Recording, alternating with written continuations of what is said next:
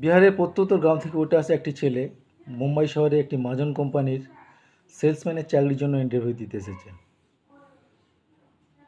খুবই আগোছালো, dress code ভালো না, সর্বপ্রথম ইন্টারভিউ দিতে এসেছে।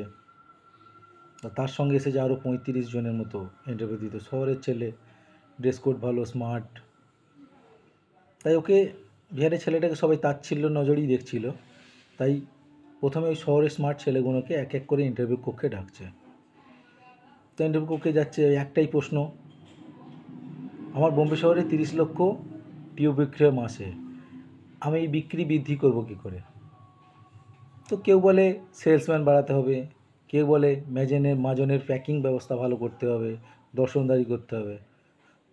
কিন্তু মনের মতো উত্তর ইন্টারভিউতে তারা পাচ্ছে না। আরে সেলসম্যান বাড়ালেও, টিউব সুন্দর করলেও তা বিক্রি বৃদ্ধিটা কী করে হবে? কেউ তো আর সাজিয়ে রাখবে না কিনে ঘরের মধ্যে।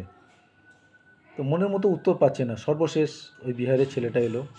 বিহারের ছেলেটা অনুমতি নিয়ে রুমে ঢুকলো। তা ওকেও একই প্রশ্ন, আমাদের বোম্বে শহরে মাসে 30 লক্ষ মাজনের টিউব বিক্রি হয়, তো এই বিক্রি আমরা বৃদ্ধি করবো কীভাবে? তখন বিহারের ছেলেটা বলছে সো সিম্পল। বলছে সো সিম্পল? বলছে হ্যাঁ, কোনো ব্যাপারই নয় বিক্রি বৃদ্ধি করা। বলছে এতগুলো ছেলে ইন্টারভিউ দিয়ে চলে গেল, কেউ মনের মতো উত্তর দিতে বললো না, তুমি এত সহজে বলে দিচ্ছ, তা বলো উপায়।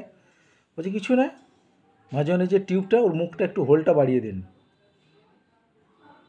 ছোটো অবস্থায় টিপলে যতটুকু কম মাজনে বেরোবে, হোলটা বাড়িয়ে দিলে মাজনটা একটু বেশি বেরিয়ে যাবে।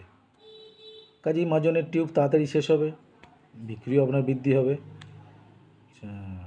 Right, you are selected.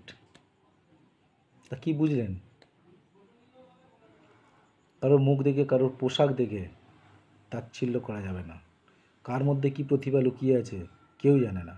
ধন্যবাদ।